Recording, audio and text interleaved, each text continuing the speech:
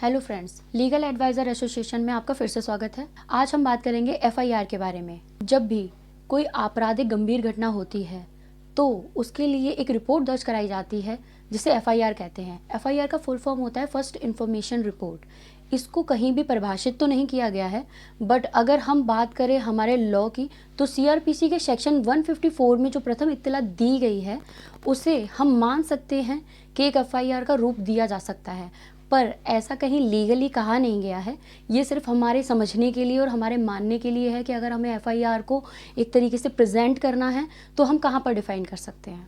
अब बात करते हैं गंभीर मामलों की। गंभीर मामलों से आप क्या समझते हैं? गंभीर मामले वो मामले हैं जिन्हें सीआरपीसी में डिफाइन किया गया है संज्ञेय अपराध जिन्हें बोलते हैं, और कॉग्निजेबल ऑफेंस उन्हें इंग्लिश में बोला जाता है। अब इसको सीआरपीसी में कहाँ डिफाइन किया गया है? सीआरपीसी के सेक्शन 2 के सब क्लॉज सी में इसको डिफाइन किया गया है कि संज्ञेय अपराध कौन से होते हैं। अब बात करते हैं ये डेफिनेशन क्या कहती है। ये डेफिनेशन आम भाषा में सिर्फ इतना बोलती है कि वो अपराध जिसमें पुलिस को अगर एफआईआर दर्ज कराई गई है तो विदाउट वारंट वो उस व्यक्ति को उस अपराध के लिए गिरफ्तार कर सकती है। अब बात करते हैं एफआईआर इम्पॉर्टेंट क्यों है। एफआईआर इम्पॉर्टेंट इसलिए है क्योंकि किसी भी अपराध में जब एफआईआर आप कराते हैं तो पुलिस को अधिकार मिलता है उस अपराध के इन्वेस्टिगेशन के लिए, और एफआईआर फर्स्ट डॉक्यूमेंट मानी जाएगी उस अपराध के लिए। एफआईआर कौन करा सकता है? नॉर्मली एफआईआर कोई भी करा सकता है जिसके सामने या जिसकी जानकारी में कोई संज्ञेय अपराध हुआ है। बट अगर हम बात करें लॉ के थ्रू तो यहाँ पर इतना ही कहना है जिसके साथ वो अपराध किया गया है वही वो अपराध की एफआईआर दर्ज कराए तो ज़्यादा बेहतर होता है।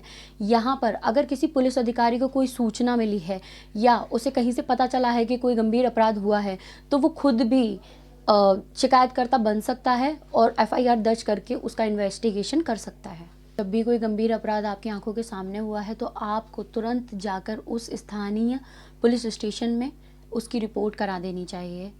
एफआईआर कब करानी चाहिए? जब भी वो अपराध होता है आपकी जानकारी में तो आपको तुरंत एक स्थानीय पुलिस स्टेशन में जाकर उसकी एफआईआर दर्ज करा देनी चाहिए। अब आप एफआईआर किन किन तरीक़ों से करा सकते हैं? एफआईआर मौखिक रूप से आप प्रत्यक्ष वहाँ उपस्थित होकर करा सकते हैं, और दूसरा ये है कि एक केस में सुनील बनाम स्टेट में ये कहा गया है कि फ़ोन कॉल द्वारा भी आप एफआईआर दर्ज करा सकते हैं।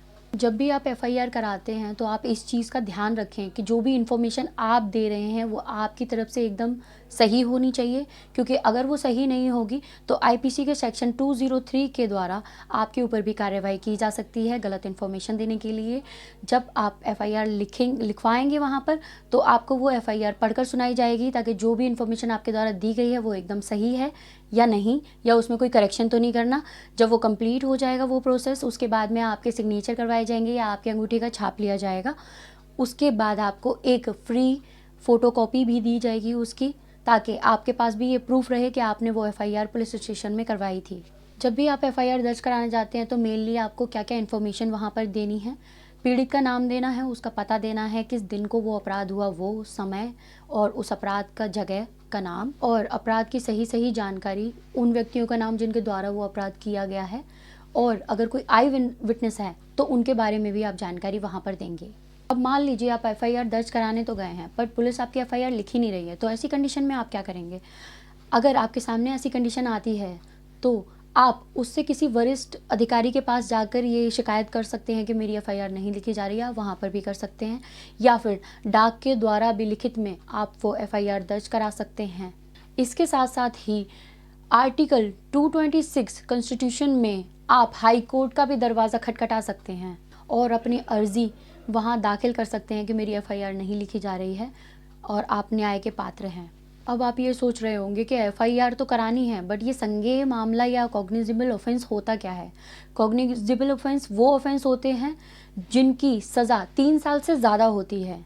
आम भाषा में इसको समझे तो मर्डर, रेप या किसी भी तरीके की ग्रेवियस हर्ट एक्सेट्रा, इस तरीके के मामले गंभीर मामलों में आते हैं जिन्हें संज्ञेय अपराध भी बोलते हैं, संज्ञेय जुर्म भी इन्हें बोला जाता है और कॉग्निजेबल ऑफेंस भी बोला जाता है। अगर आपको ये वीडियो अच्छी लगी हो तो लाइक करें, शेयर करें, सब्सक्राइब करें।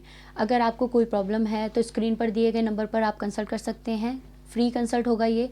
आप हमारी वेबसाइट भी विजिट कर सकते हैं। Thank you for watching.